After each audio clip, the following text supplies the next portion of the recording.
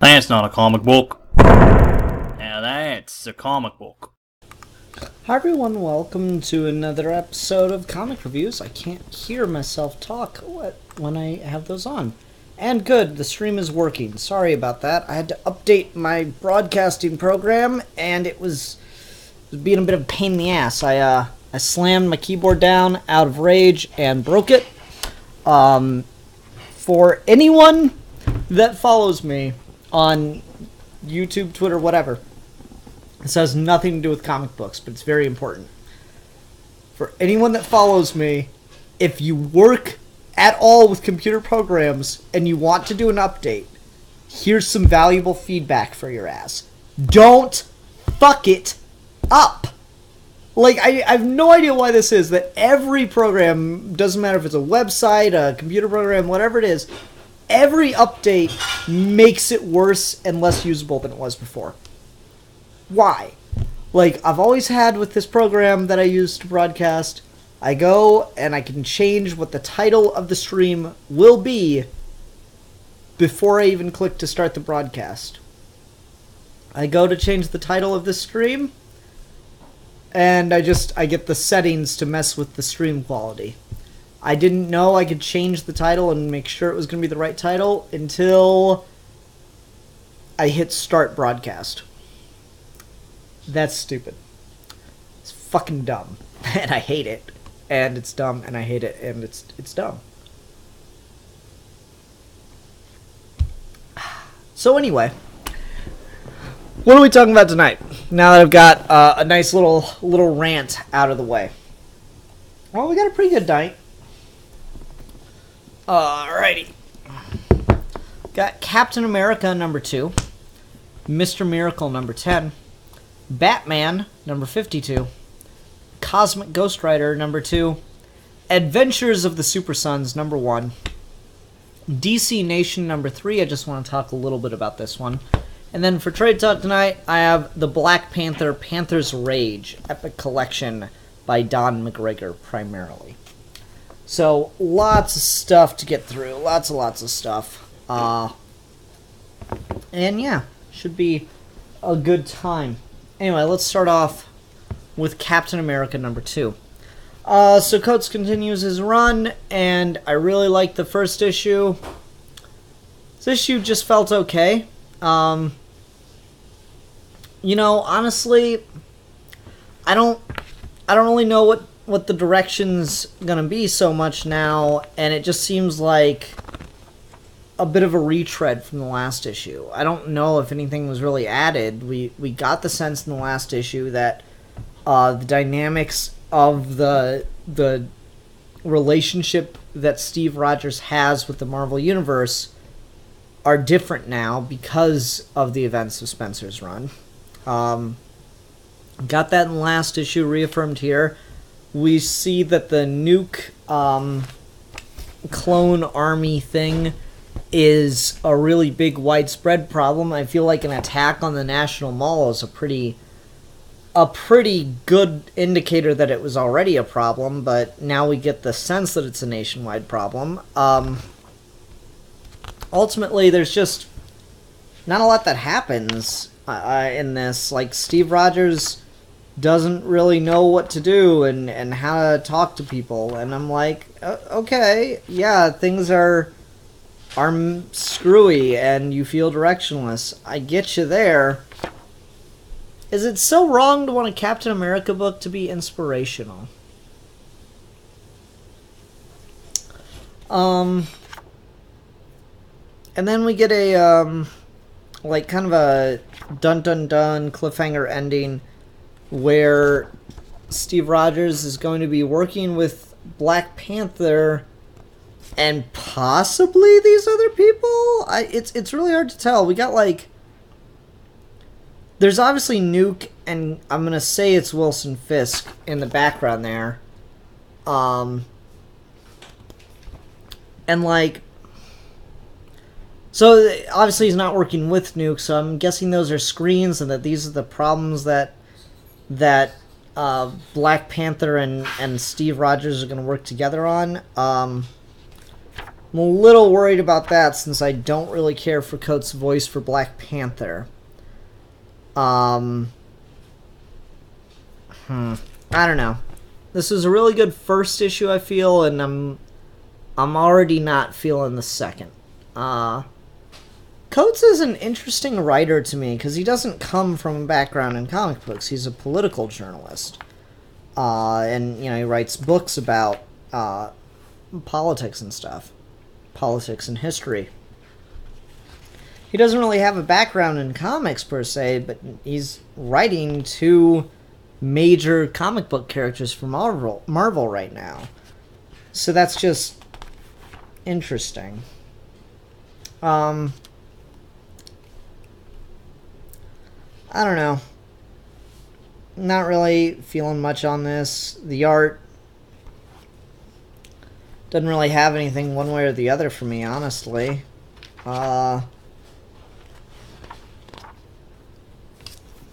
It's Rogers fighting Nuke and stuff, and just looks like kind of basic Captain America art to me. Yeah, I got nothing. This is... It's not, like, bad or anything. I don't want to give that impression. It's just... kind of reaction to it. Alright, let's go ahead and go on to Mr. Miracle number 10. Here's something that I don't have an reaction to. It's somewhere I'm like, okay, shit's getting real. So we had a cliffhanger at the end of the last issue wherein Darkseid completely blew up negotiations about the end of the war between Apocalypse and New Genesis by saying he refuses all of New Genesis's terms, but will offer new ones.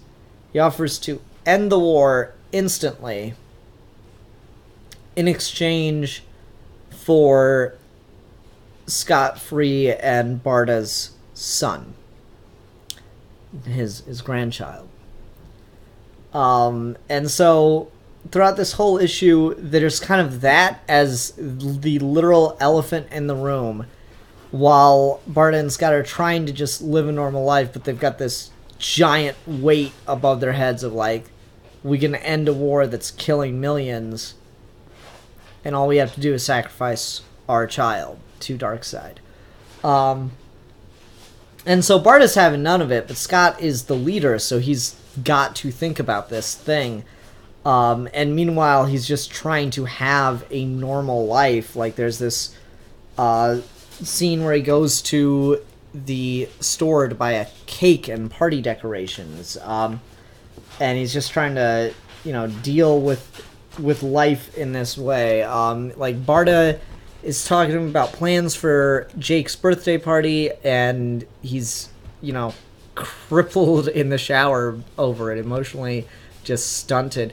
And he's talking about, I've got a work thing on Saturday, but the kid's birthday's on Sunday, so I was thinking, maybe I should pick it up before Saturday.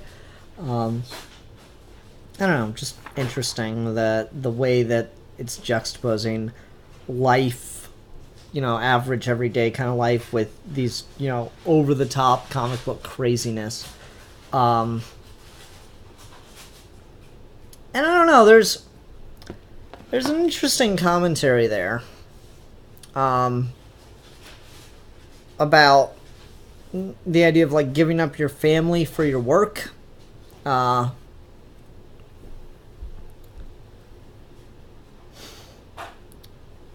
think that's there. We circle back. Scott and Barda have a conversation about his attempted suicide, which is now over a year or 2 years ago. In continuity now. And that doesn't go well. She's pretty pissed at him. And it's like the first time she's talked about it in, what, 8 issues at the minimum? Like, they just kind of danced around it after the first 2 or 3, and then there was all these time jumps.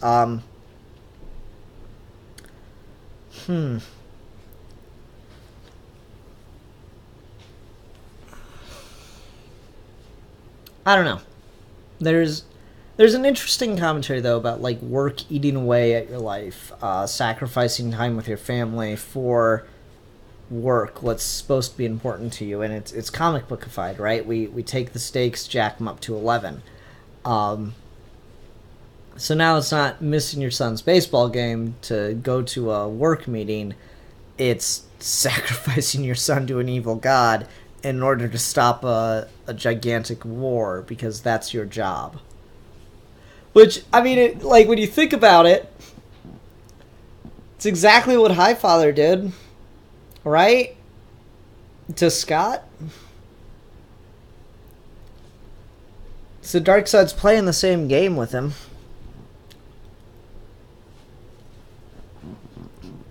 I love this whole sequence that happens with Scott and Funky Flashman talking about the Sun Eater, or no, the Star Eater god, and his helper, the Golden Retriever, and it's all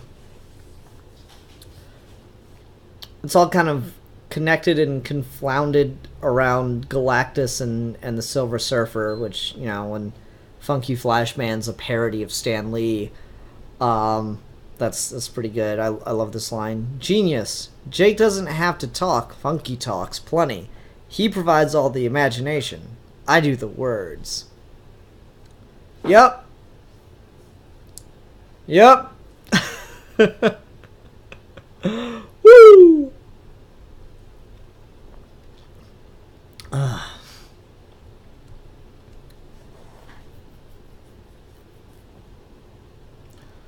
I don't know, that's an interesting one. I love that we get Tom King's drawing of, I believe that was supposed to be Crypto, reimagined by Mitch Gerads into this really fucking crude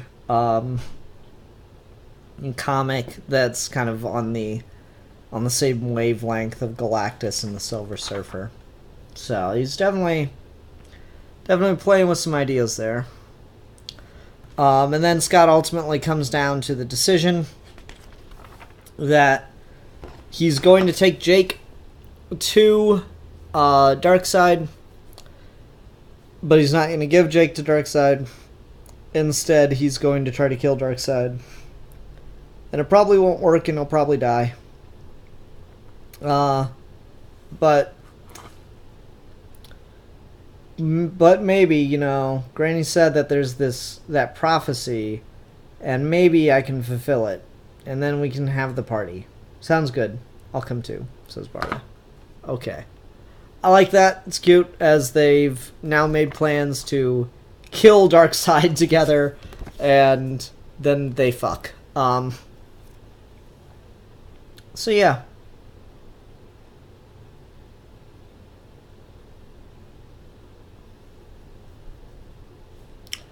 Just an interesting ass comic. The scene with Barda and Scott at the park is by far the best in the whole book.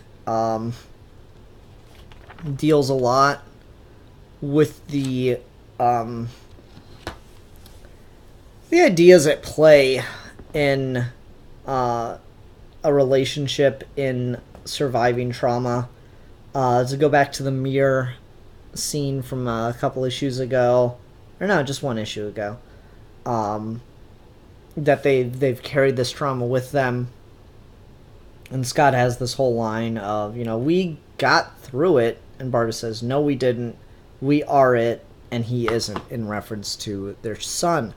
It's like, you know, just because you experienced a trauma and have survived doesn't mean you got through it. It's now a part of you. It's survived with you. But that doesn't mean that you have to pass that on to children, to your children. So, I don't know. The being defined by it all. There's also a really great scene where Scott gets inside a trap.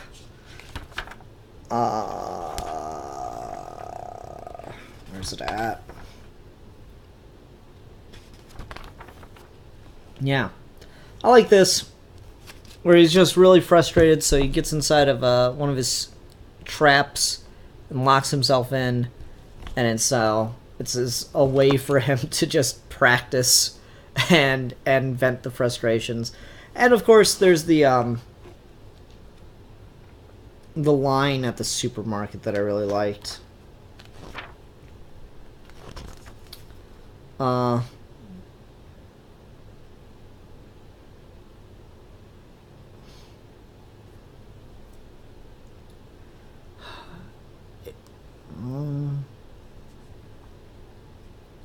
It sucks, I guess, but that's life, man. Doing what you do. You can't really get out of that. So to tie that line, that whole situation's in regards to Scott having to give up his son and stuff. That line ties back in an interesting way to the lie that Scott told in the first issue about trying to escape death. That's the one thing no one's ever escaped. So if I try to kill myself and I survive, I've escaped death. That's kind of the bullshit that he used to publicly justify his suicide attempt. And so to be told, it sucks, I guess, but that's life, man. Doing what you do, you can't really get out of it. So the question is, can he escape life, and life being adversity? What happens when the super escape artist needs to escape the traps of life?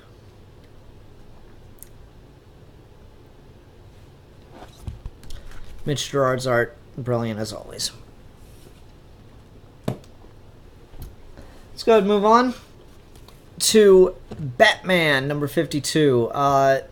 Just because I got a couple variants in here, I wanna establish something. Not much of a variant guy, and these are not more expensive than the actual A cover. This one I got because the books sent to my shop with the normal cover were damaged, so I got the variant for the same price, which was nice. Here we continue the trial of Mr. Freeze. And, I mean, it's pretty basic, wherein, Bruce Wayne's the only person on the jury who doesn't think Mr. Freeze is guilty, even though Batman helped convict him. And so he's got to try to put doubt in everybody else's head. And they go through and establish that there are 3 major pieces of evidence, and so he's going to do everything he can to convince them that there's an alternative and a reasonable explanation for each of them. And it all kind of boils down to this big thing of this one juror saying, all this doubt you say we should have that Freeze did it, it's all built on a solid belief, one you're demanding we have without doubt, one that you haven't proved because everyone knows it isn't true. You're saying that Batman is wrong or bad, incompetent, horrible, out of control. You're saying Batman is not the hero Gotham thinks he is. Now, if you want me to go along with you, you prove that, Mr. Wayne. Can you prove that? Yeah, I can prove that. And we get the cliffhanger. So Akuma Ranger says, do you think Freeze did it? And I have the most woke fucking answer for you. It doesn't matter. Because this is not a story about the mystery of whether or not Freeze committed the murder. This is a story about the way Gotham has accepted Batman's help and just gives him a blank check to always be right, and indeed a meta commentary on how we, the reader, always accept Batman is right. We implicitly trust the character of Batman as readers, that when he is beating the shit out of drug dealers and pedophiles, that he knows for a fact they are indeed selling drugs to children and, pedophiling children. Is pedophile a verb? Anyway. We are implicitly trusting that. And the reason we implicitly trust that is because that's what the writer wants you to think. That's what the writer wants you to think, is that these guys are guilty. There's no other world in which these guys are not guilty. That's the point. You know, it's basic storytelling. You don't question things like that, otherwise you're not just accepting the premise of the story. Sometimes I'll actually do the benefit of showing you, but like, I can open up a random Batman comic, I'm pretty sure, and find him just wailing on some guys, and we're just meant to assume that they are indeed guilty of whatever he's wailing on them for. This is a story about the pressures that society is giving up in exchange for Batman's protections, the responsibilities that society is giving up in exchange for Batman's protections, and why that's pretty fucked up. There's also the political context to this, of the implicit trust that is being given to Batman here. Same shit given to cops. The amount of just blind trust and faith society has in the police force is clearly evident and often undeserved. Now, for whoever Joe Schmo MAGA in the comments, should you want to get on me for this, not all police officers are bad people. If you grow up in American society, you grow up thinking that cops are supposed to be good people, so if you want to be a good person, it makes perfect sense for you to become a cop. The institution of policing is super fucked. And so, unfortunately, a lot of cops are bad people. A lot of cops are given power that they do not deserve nor know how to control, and that warps them into a bad person, whether or not they realize it. So the idea that blind faith in a police officer should just be something we go along with, horseshit. Same with blind faith in Batman being Batman. You know, it's a pretty basic thing, but it's definitely worth talking about. Yeah, I've never served on a jury. I'd be down for that. I'd be so down to serve on a jury. Because, like, there's some lines in this that are just so... Like, I've heard this shit, right?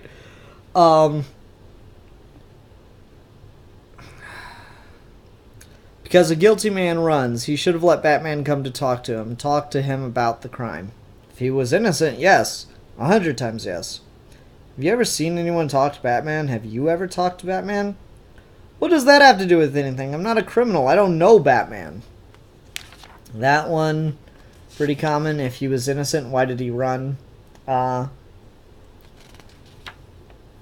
what was the other one?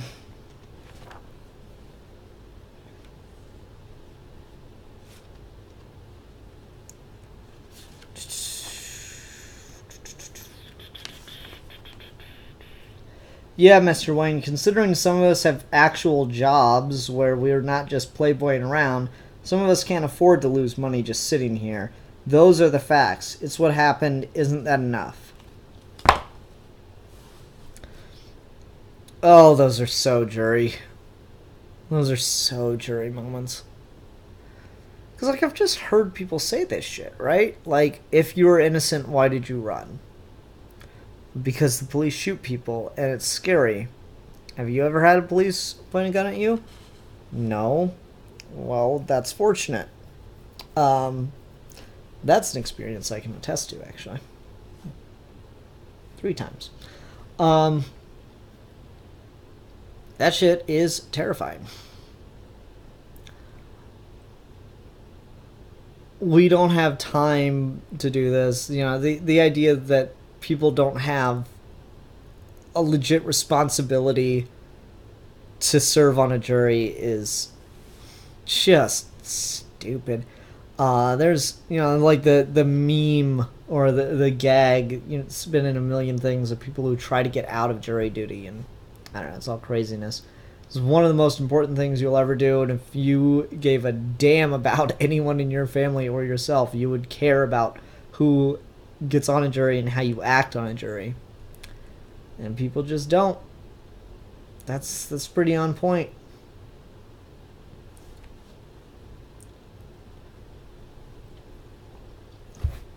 Lee Week's art is really gorgeous too. The more I think about having Freeze be the first villain post the wedding, especially given how it ended, obviously, the more appropriate that feels. You know, Freeze motivated completely by his wife, now cold and emotionless. You know, detached killer and Batman, you know, fresh off this raw, very painful separation, trying to throw himself back in his work. First case he comes across is Mr. Freeze. Ouch. And I feel Weeks does a great job capturing a lot of that emotion. Because it kind of comes off in the page that way, of the way he draws Bruce Wayne, the way he draws all these people, just arguing with him. It's so appropriate. Like, this could be a fan film, y'all. This could be a really good fan film if someone wants to adapt it. Nice and basic level stuff.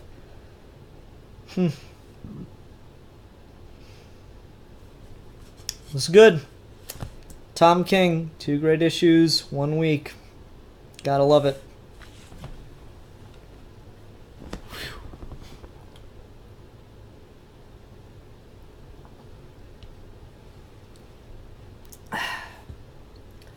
Alright, let's go ahead and talk about Cosmic Ghost Rider number 2.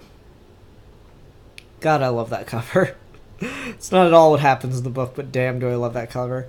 So I'm going to get the big thing out of the way. Yes, Frank Castle is the Cosmic Ghost Rider. No, he's not Frank Castle. This on no planet is Frank Castle's character. It's like he's been alive for thousands of years at this point. In this timeline, blah blah, stupid future shit.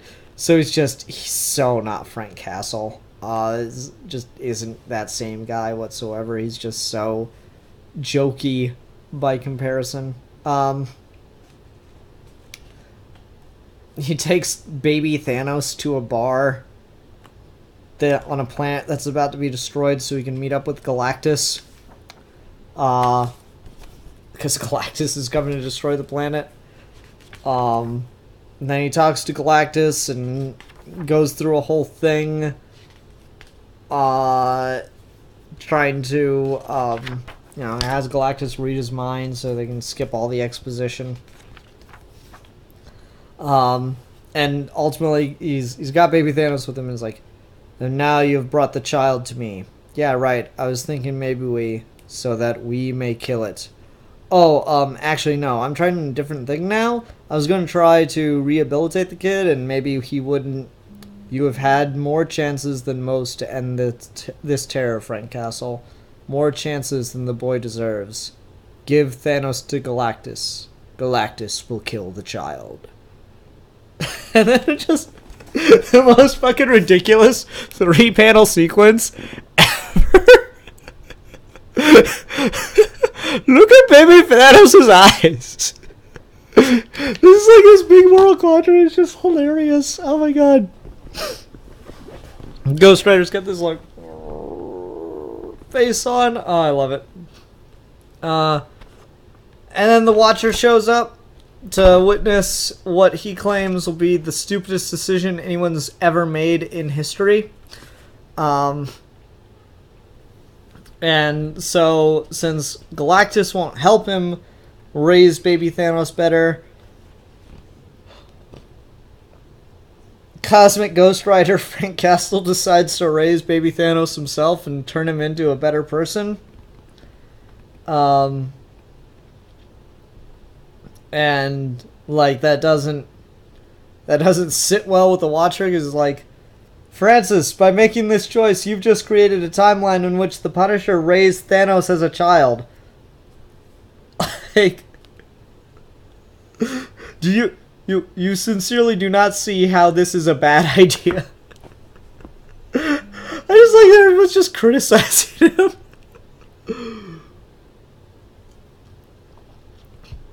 Just like, oh yeah, the Punisher raising baby Thanos. That's a good idea. Yeah. Yeah, he's gonna make him a better person. Sure, he's gonna make him a more effective killer. God, that's funny. That is stupid funny.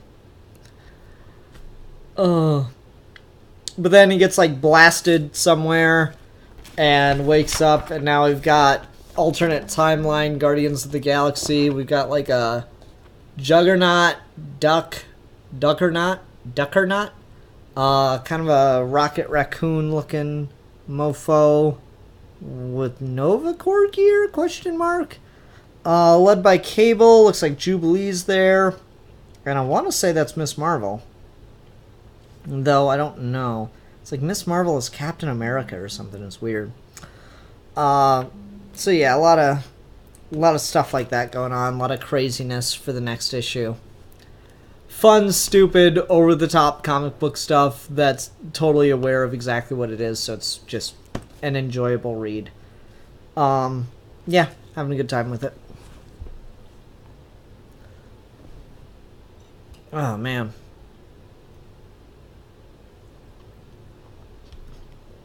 Let's go ahead and move on to the last single issue of the week.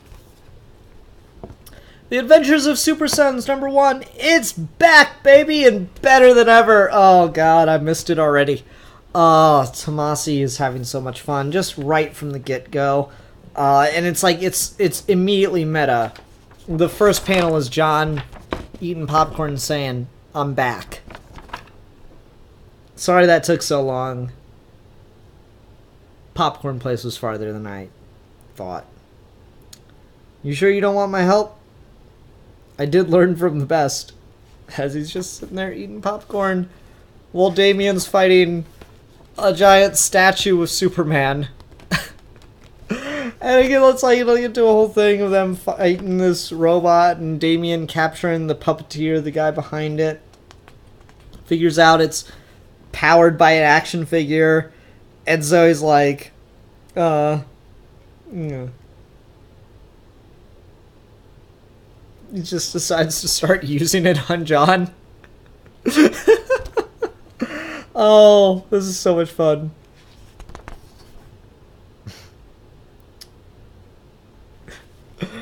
So yeah, that's just a solid way to open the series. I'm already in love with it. The dynamic in this book is hilarious. Oh. Then evil guys are on their way. John won't stop being annoying and talking about the summer of super. He's also brought a literal pallet of sodas. Whoa, that's weird. Sorry. Pallet of sodas to the Fortress of Attitude. And Damian, of course, very body-conscious person's not going to put any disgusting soda into his body because it's so bad for you.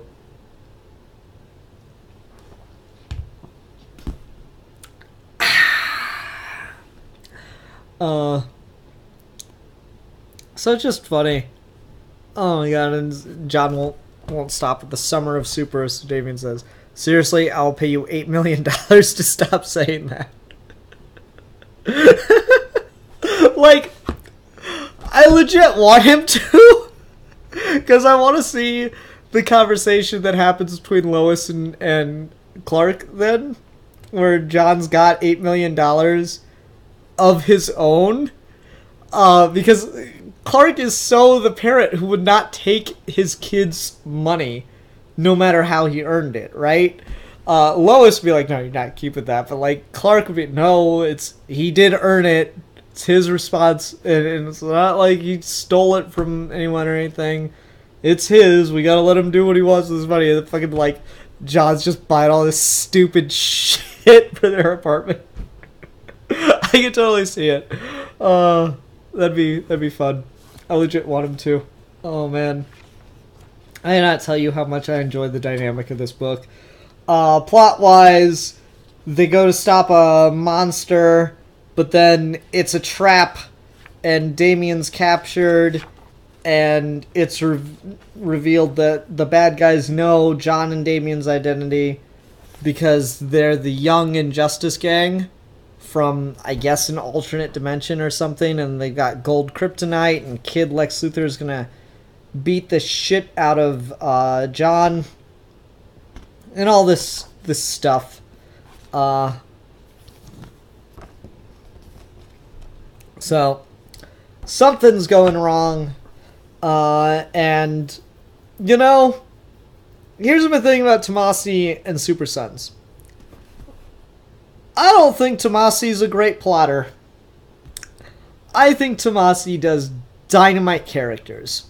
Tomasi is a guy who knows how to write characters just out of the park.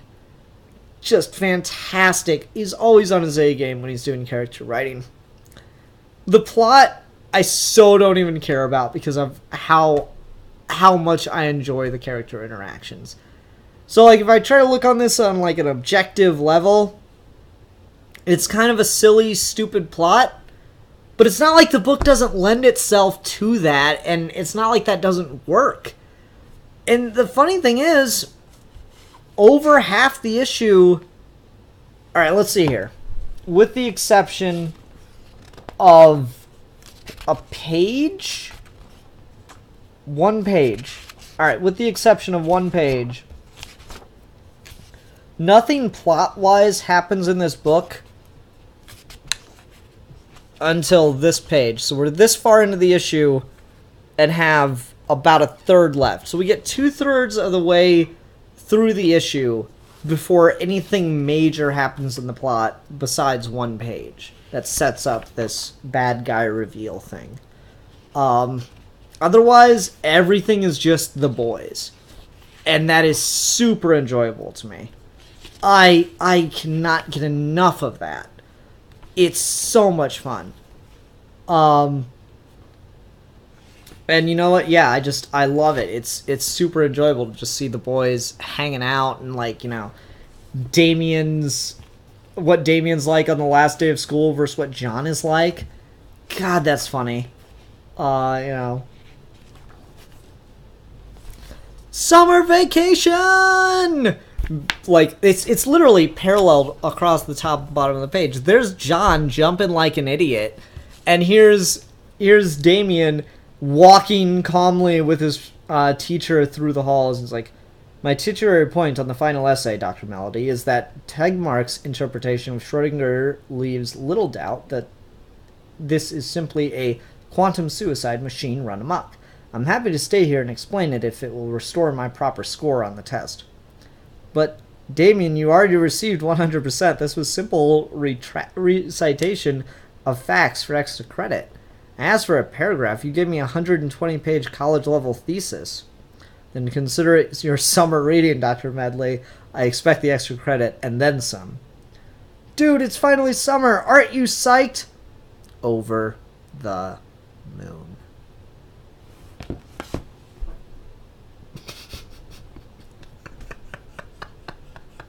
Damien's such a little shit.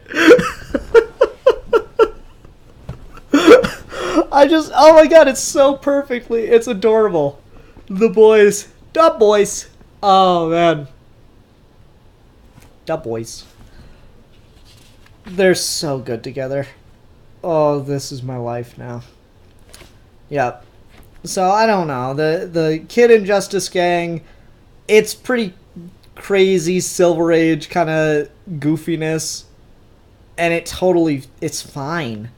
I admit I probably would have liked a different lineup, and it makes me wonder, since we're doing an Injustice Gang versus the Super Sons, if we'll get more Kid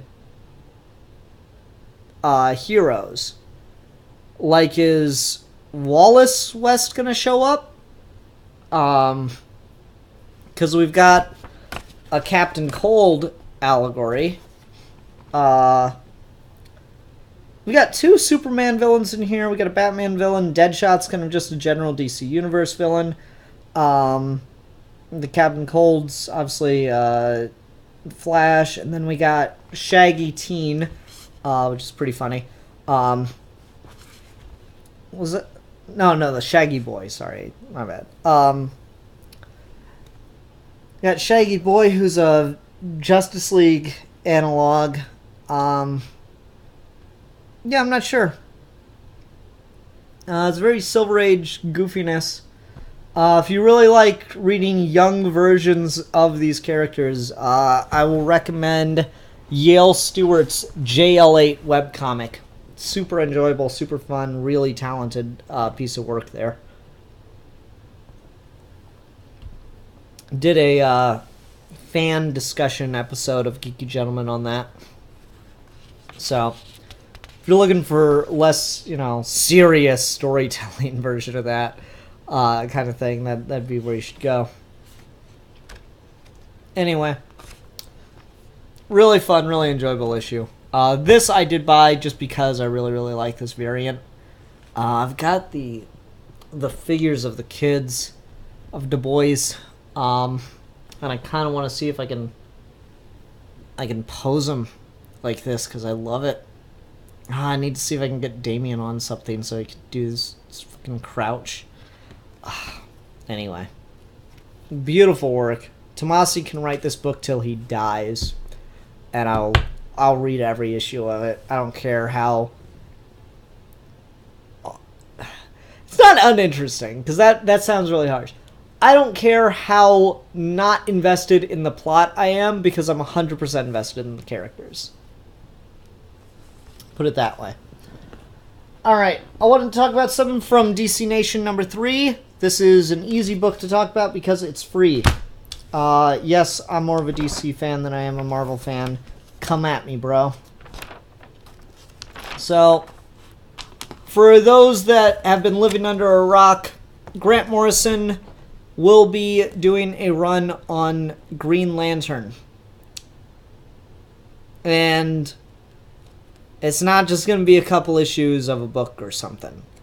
He's planning to do a multi-year run on Green Lantern with Liam Sharp, at least to start.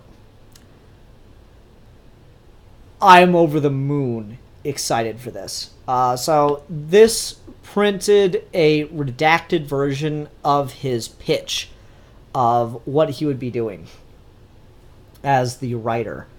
And so there's a couple moments in this where I just want to talk about it. The days of apocalyptic nihilistic epics are done. We survived the end times. We no longer have the luxury of Armageddon to occupy our time with its flamboyant demands. This is where the Green Lanterns get down to the daily grind of policing the universe. These are down and dirty cosmic procedurals, and I'm approaching this more as a TV show with unlimited effects budget than a blockbuster summer movie. To that approach, this has more of a day-to-day feel in the sense that this is the kind of thing that happens all the time on this scale of universal law enforcement. That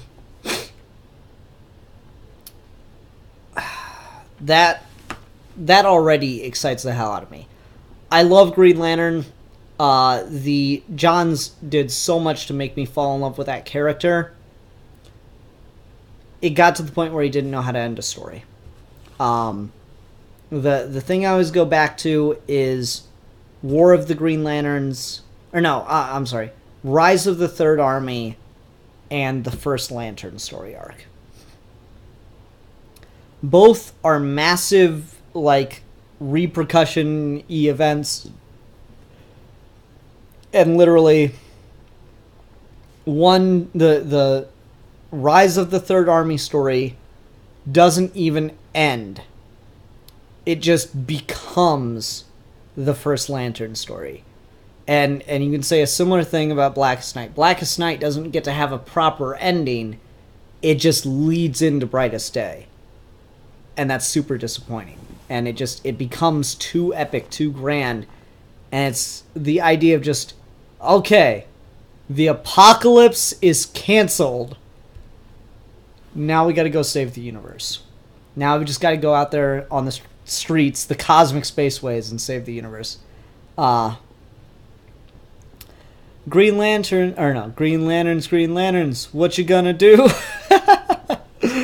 John Sperry's Flash is organized into cases. Wonder if Morrison's does the same thing. That'd be cool. The first Lantern thing got a better ending in Green Lanterns. Fair enough. I don't really care too much about the first Lantern story. I remember reading it and thought it was just okay. It just annoyed me that the story of the Rise of the Third Army didn't get to end. The first Lantern just showed up, and that story got canceled, basically. And it was all written by Johns. So the idea that we're not doing apocalypses, so happy. This paragraph, I don't think anything has made me happier, especially knowing that it's Morrison writing it. So I'm going to read it in my Grant Morrison accent. DC has a vast and sprawling backdrop of strange worlds and bizarre beings going back decades. All the various exotic planets that have come and gone since the Silver Age and never been revisited will find new homes here as they've woven together to create a consistent framework for our stories. How'd it do? Do good? Nice. That just excites the hell out of me.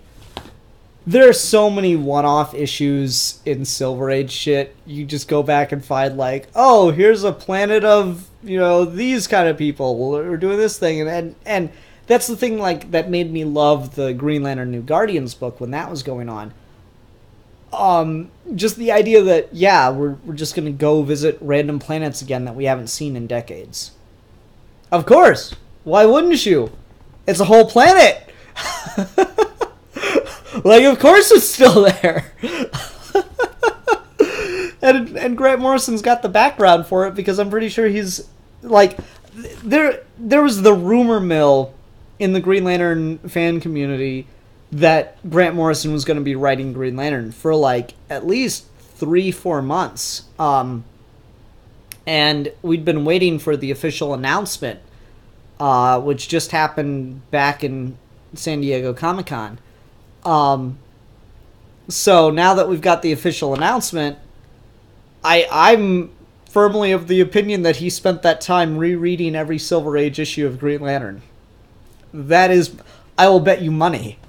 Or a Coke. I'll bet you a Coke. So that excites the hell out of me. Just lots of stuff.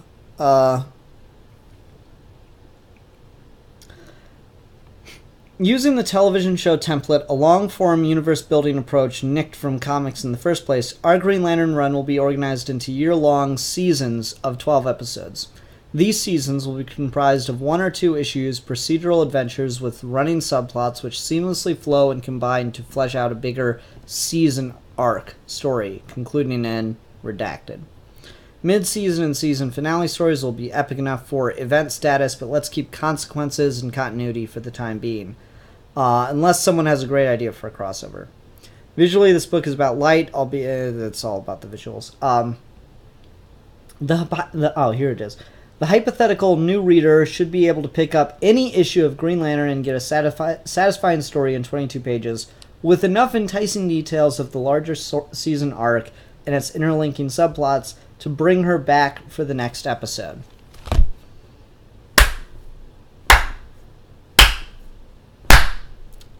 I'm so pleased. Morrison does absolutely epic, mind-blowing storytelling that can last decades. The funny thing is, you read Batman Gothic, you read Arkham Asylum, he's setting up stuff for his goddamn run. Grant Morrison, I feel, always knew he was going to do an epic run on Batman. He just needed the time to get there. Grant Morrison can do amazing epic storytelling, but Grant Morrison can also do really, really well-realized, well-built worlds and stories in just an issue. Batman number 666, anyone? It's a fucking awesome, fucked up DC universe, and we've barely touched it, but everyone's like super into it. DC alt future, let me put it that way. And so, just how much I adore this idea of Grant Morrison doing virtually one-and-done standalone stories with only minor stuff to create a season-long arc, doing 12-issue arcs that are in and of themselves a season. You think he's only going to do one? We got at least 2 years of Grant Morrison writing Green Lantern, and I am here for it. Also, the book is going to be retitled The Green Lantern, and he suggests in covers to put above the title, Beware My Power, The Green Lantern would make for a great t-shirt. Yeah, I'm hyped for that. We also have Liam Sharp doing the art. Liam Sharp is a mind-blowingly talented artist who puts just sick amounts of detail into his work. So I'm so excited to see what he's going to bring to the table. The previews I've seen online and that have been reprinted here are absolutely stunning. I'm so here for this. This is great. Really, my only complaint is it looks like it's mostly going to be Hal. Looks like Hal's going to be the primary focus of the book, and that's fine. It really is. But I mean, you give me the same premise with Kyle, and it would probably be the best Green Lantern thing ever written. Period. Hands down. End of story. Good night. So yeah, that's just where we're at.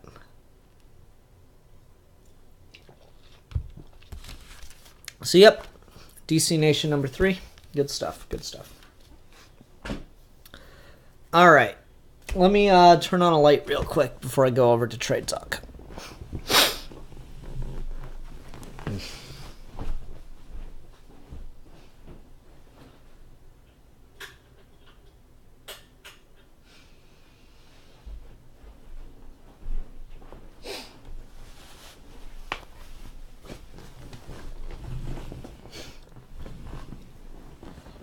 Jake says, didn't you say he also hasn't written Hal?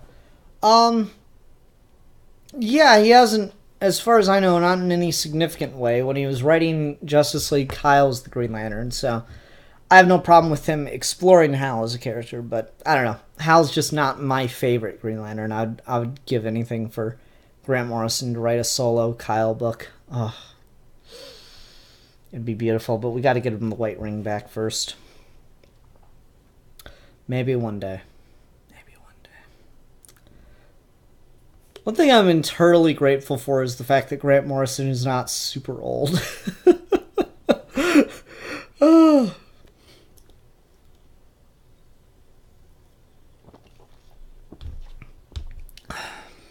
I'm going to finish my Coke before I start my trade talk because this is a big one. So I'm moving.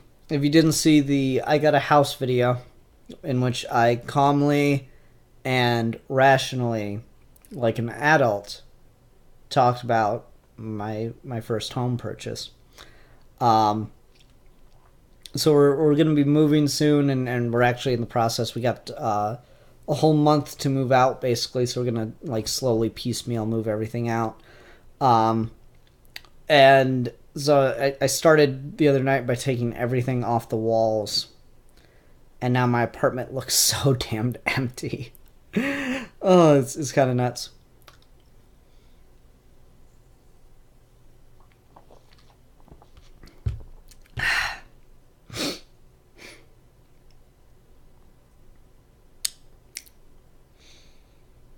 Oh, man.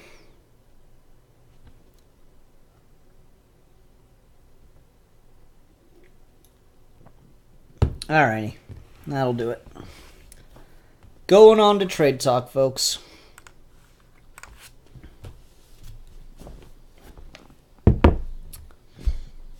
Hi everyone, welcome to another episode of Trade Talk. I'm Sid Part 2, and today we've got a mammoth, an epic collection from Marvel of Black Panther the Panther's Rage collection, which is mostly by Don McGregor. The first 2 issues reprints Fantastic Four number 52 and 53, which is, of course, Black Panther's first appearance. And that goes into the whole thing with Claw's first appearance too, and yada yada yada. Black Panther hunting the Fantastic Four. I never really cared for that story that much. But the majority of it, after that, it's all Don McGregor's Panther's Rage story from the 1970 Jungle Action books. So this is, like, you have the Fantastic Four, which is the first stories, and that's in 1966, and then you've got about 9 to 10 years of Black Panther with the Avengers and stuff, and then Don McGregor takes over, and Black Panther gets a solo title by taking over the Jungle Action book, which had previously, like, reprinted Tarzan stories and shit. So Don McGregor is actually a really, really talented writer. He's written some great Zorro stuff. If you ever get the chance, you should read it. Particularly the Zorro the Dailies newspaper strip. So when I found out that he'd done a Black Panther run, I really wanted it. But this is a big book and it's really expensive, so I needed time to buy it. And, of course, time to read it. Didn't do Trade Talk last week because I'm so busy reading this. It's crazy how modern comic books are paced so much more quickly than old comics. You'd think with the heftier price tag, we would try to, just make you spend more time consuming the book. But now I can finish a modern comic in like 10 to 15 minutes, and that's like a long one. These issues, I spend at least 20 to 30 minutes reading. The Stan Lee issue is about 40 minutes because he's so damn wordy, and needlessly so. Just a lot of examples of Stan Lee just has to crowd everything with his writing. It's never really good, but what can you do? I don't know. It's never super impressive. But it's more effective than anything, I guess. So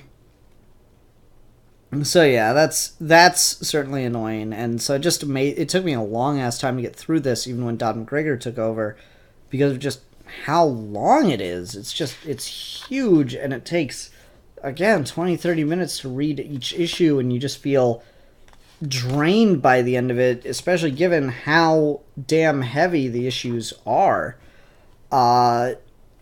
But interestingly, the Jungle Action series was where Killmonger was introduced as Killmonger. There's this whole thing where he was previously another character, and McGregor had him renamed and all this stuff. And so that's kind of interesting or whatever. But what I found really neat is how much of this, Nazada was his old name. What I found really neat was how much of this parallels the movie, which is to say that the movie took direct inspiration from this. So here's Killmonger throwing T'Challa down a waterfall. Just throwing that one out there. And this is while Killmonger is planning to overthrow T'Challa and become the ruler of Wakanda. So he's staging this whole coup, and he's brought in all these super villains, super powerful characters to, basically be his army.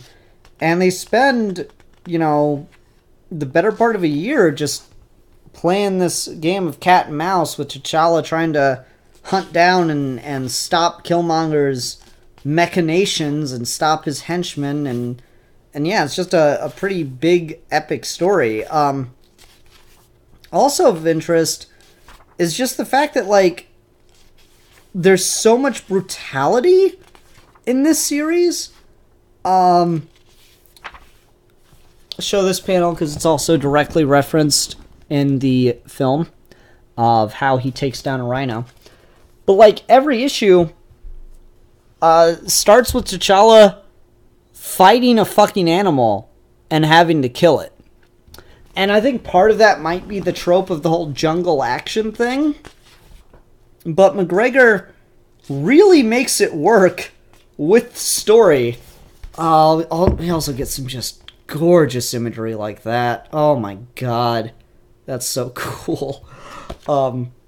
McGregor really makes it work within the context of the story. Like, here we go. Is this...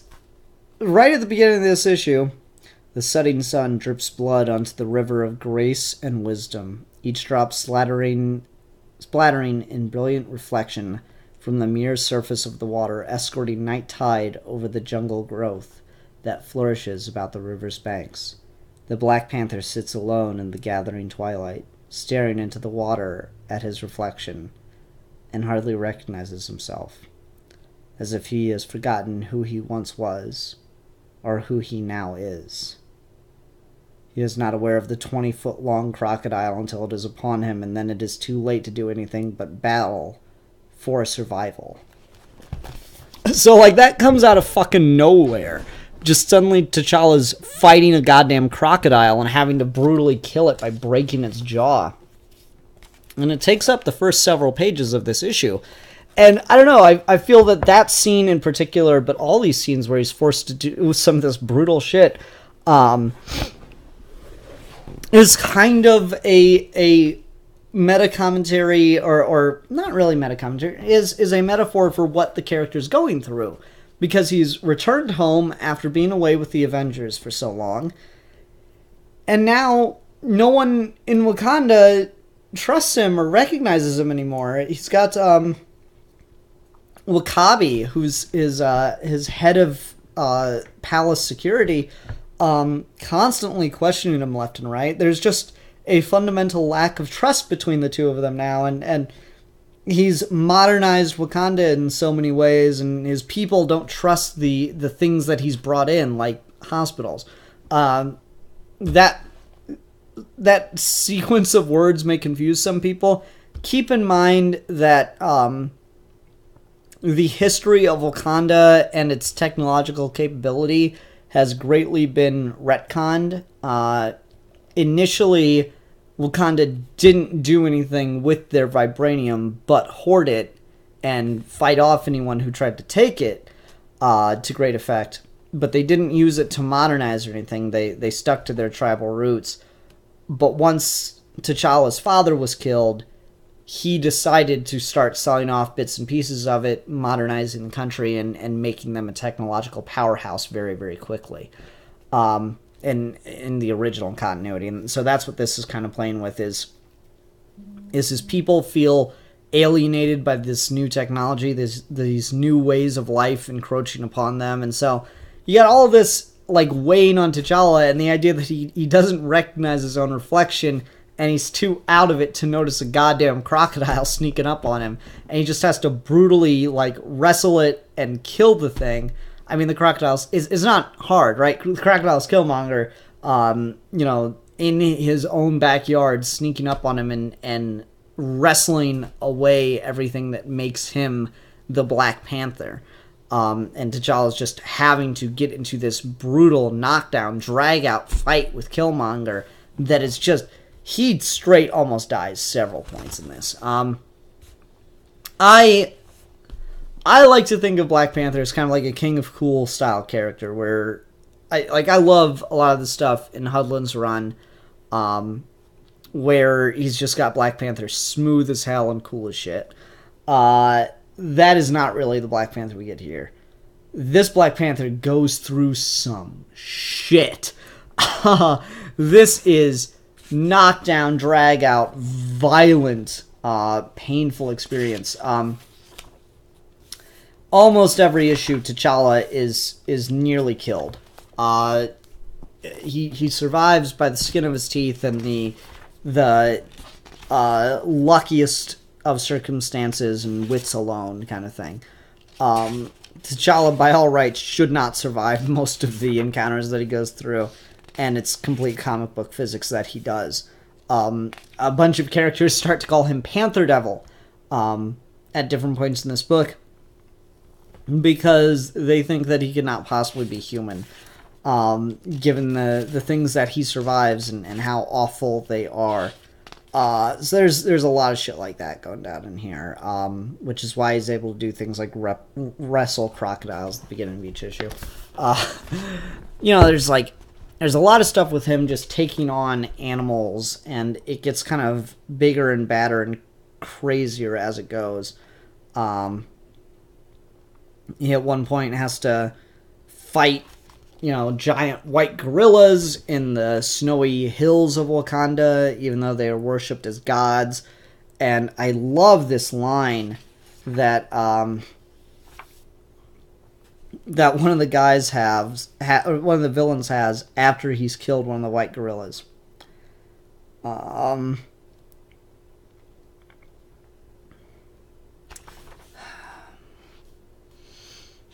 Killing a white gorilla should have been tantamount to killing a religious belief. But you have no time left for theological crisis, Panther. You should have returned to the safety of central Wakanda while you had the chance, where your loved ones could have convinced you of your worth. Instead, you will die here, Panther, and none of your followers will ever find your remains. So, just the torment of killing a religious figure, like a religious beast, like the white gorilla. It's kind of left a scar on T'Challa. That Killmonger fucks stuff up for T'Challa in a really profound way. And it's over the top comic book craziness, sure, but he still fucks shit up. To talk about over the top comic book craziness, Killmonger pulls dinosaurs out of tar pits and is able to resurrect them in his plans to ride them around as basically war beast chariots. So it gets pretty crazy over the top comic book, but at the same time, that crazy over the top comic bookness comes in the form of T'Challa fighting a T-Rex. And again, it gets more and more outlandish, more and more ridiculous, and you get the sense that everything that he's going through is related to his struggle with Killmonger. And I like it. It's really, really interesting stuff. At one point, he's tied up between two cactuses. His uniform's just fucking wrecked. All this stuff.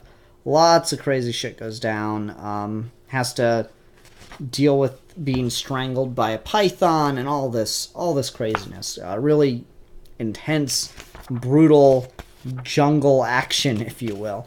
And then it all comes to a head in issue number 17 of Jungle Action, where he finally gets to fight Killmonger again. He got one other chance at him in the book, but he got kind of tossed because he didn't take Killmonger seriously enough.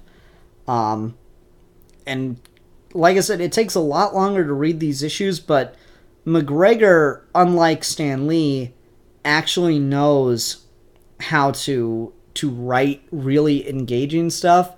And what's more is it doesn't get in the way of the art. McGregor definitely is very verbose, but he's not overbearing the way Stan Lee is with his narration and dialogue.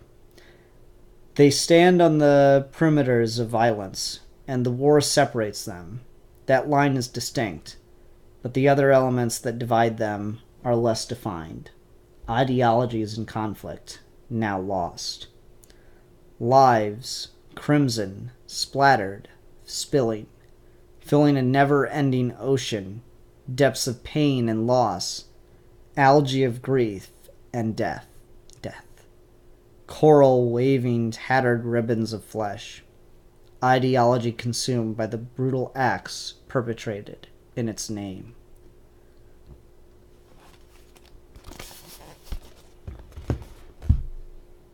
That's a fucking poem about war.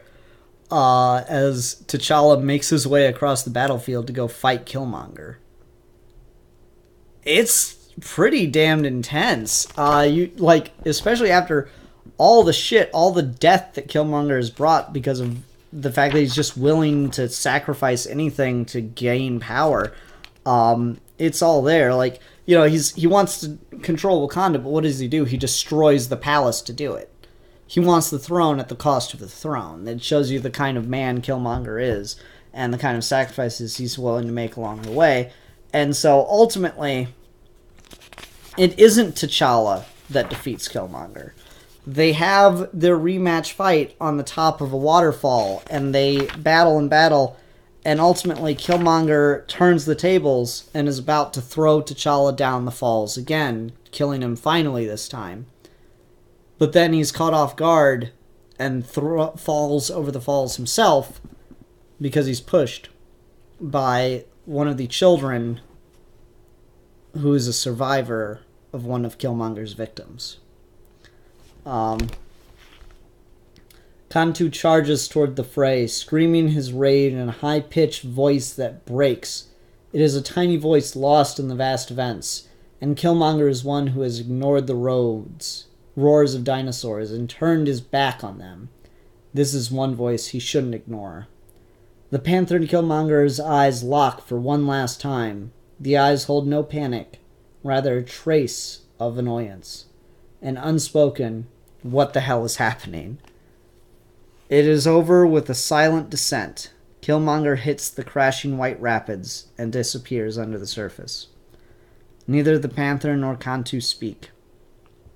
They look at each other as if they are somehow inexplicably entwined. Youth and adult facing the same adversary in timeless, violent arenas.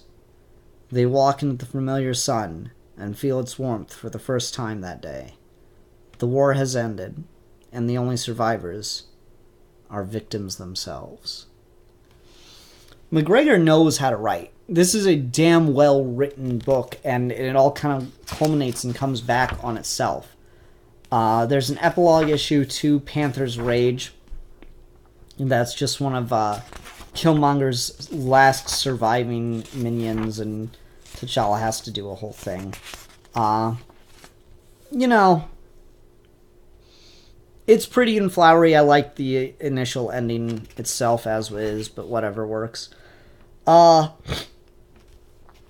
Then there is the second story arc contained within the Panther's Rage trade, which, to explain real quick, again, Black Panther took over the Jungle Action book, and Don McGregor did a 12-issue epic, Panther's Rage, that was the whole Killmonger trying to take control of Wakanda and Black Panther having to stop him. And then he wanted to do another 12-issue epic called Black Panther versus the Klan. And it's very much exactly what it sounds like. It was going to be Black Panther fighting the Ku Klux Klan. And you get about 4 to 5 issues into it, and then the book ended. He didn't get to conclude the story arc.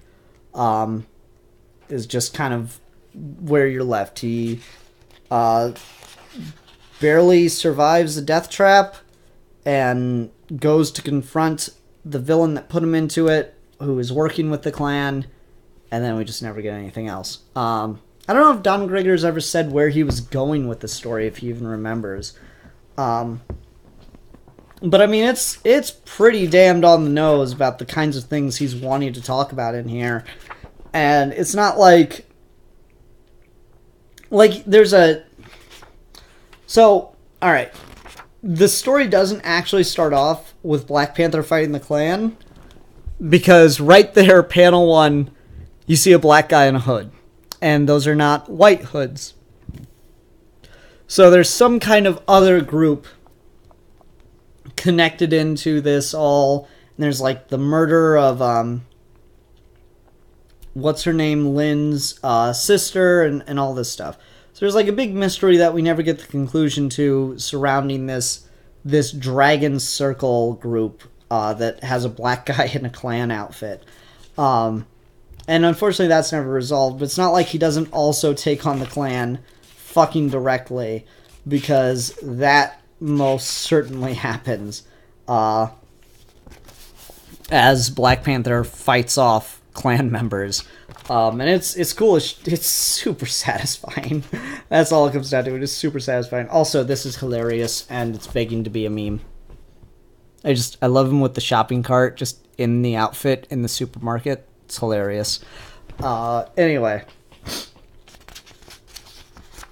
Like, there's definitely just straight-on Black Panther fighting Klansmen, and that is super satisfying. And there is definite commentary on the power and fear the clan holds and entices. Entices now. Inspires? Not sure what word I'm looking for. Get some really infamous and tragic and scary imagery, and it's used really well. Again, this is a much less smooth and King of Cool style Black Panther. This Black Panther is very vulnerable, very human, and often just barely survives and then comes back anew and better than ever. And so after he keeps doing that, he gets just insanely powerful, I guess, and that's how you get the kind of over-the-top King of Cool style Black Panther. So, like, yeah, he gets tied to a cross and lit on fire, and he barely manages to survive it, but then he has to go to the hospital. So that's pretty cool. It's not the kind of thing I prefer, but I'm aware enough of the historical context that I can come back to it and be like, yeah, it's just, that's how it used to be, and now it's changed and evolved over time. By far, the hardest issue to read is Jungle Action number 22. Because in that issue, the Lin family talks about their ancestor, Caleb, and his interaction with the clan. And it is super tragic and horrifically profound. So, trigger warning.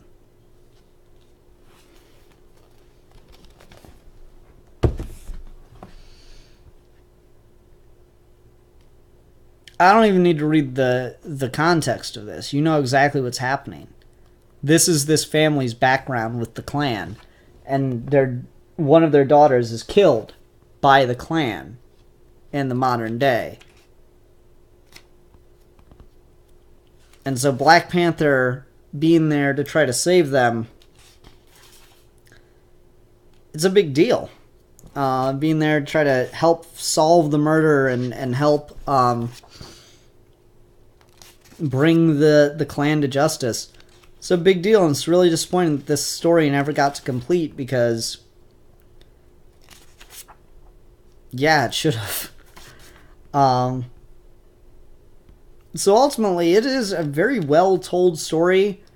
Definitely dated in some ways. I think, what is her name? Monica Lynn? I've forgotten the name. Yeah, Monica. Okay. I'm pretty sure Monica uses, like, the word jive a couple times, so you can definitely tell it's the 70s. I do actually quite like the relationship between T'Challa and Storm of the X-Men, but I know a lot of people don't.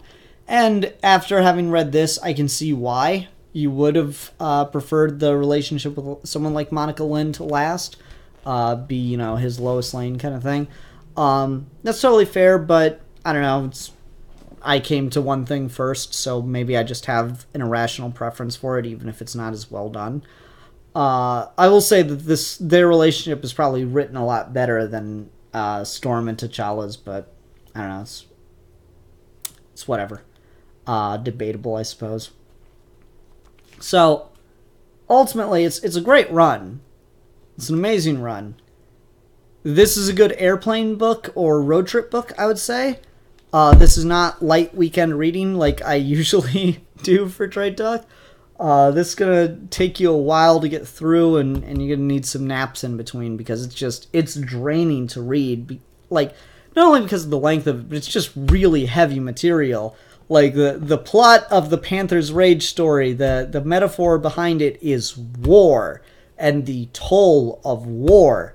And then the clan story, incomplete as it is about the grip of fear that racial inequality can cause. And you get a fucking lynching on page in the book. It's really hard to read as just like, oh, enjoyable comic books. No, it's like shit. It's really hard to read in that regard, in a way that challenges you. Not saying it's like hard to read because it's bad or anything like that. It is challenging to read, because of how damn ugly it can be. But I mean, this one of the things superheroes are great at is taking a real world issue and turning the stakes of it up to 11, and then giving you a story of triumph through it. And sometimes they don't triumph, and sometimes you need that story too. So yeah, really, really great book. Tons of artists worked on this, including, I believe, Gil Kane. So it's just jaw-dropping, 70s style art, but man, is it some good stuff. I really like this one. I normally am not a huge fan of Silver Age, 70s and stuff art, but this good. Like, again, this gorgeous page work. And I can see why Cooliger pulled some of these panels directly off the page for the movie. It's, yeah, like, look at some of these spreads, man. It's great stuff. Oh. Nope, turn the book upside down.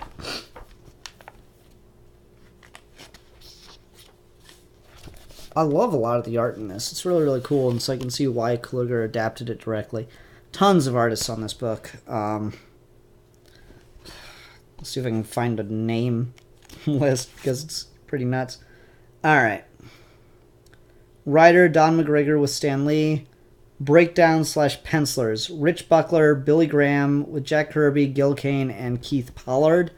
Inkers, Klaus Johnson, Bob McLeod, Joe Sinton with P. Craig Russell, Pablo Marcos, Dan Green, Billy Graham, Jim Mooney, and Keith Pollard. Colorists, Gillis Ween with Tom Palmer, Michelle Wolfman, Petra Goldberg, Phil Rachelson, Janice Cohen, Hugh Paley, and Al Wenzel. Letterers, Sam Rosen, Art Simek, Tom Orzatsky,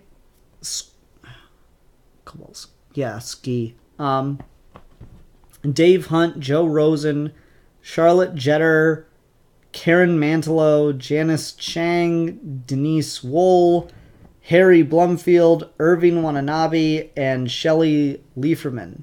Editors, Stanley, Roy Thomas, Len Wein, Marv Wolfman, and Archie Goodwin.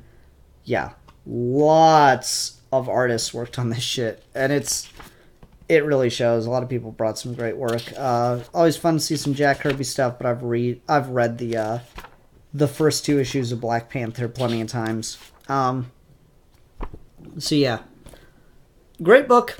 Really, really good. Really enjoyed it. Not quite what I want from Black Panther. Not quite the voice or tone I want from Black Panther. But, it's interesting to see where some of that stuff came from. Where that was developed and played with to give us that root. So yeah, really solid work here. Alright, that'll do it for Trade Talk, everyone. Thanks very much for watching. Bye. Oh, man. Lots of stuff going on, folks. Lots of stuff. I'm going to try to get some stuff done around the apartment here, get some more stuff packed up. So I'm going to let y'all go. Have a good one. Thanks for watching live. Bye.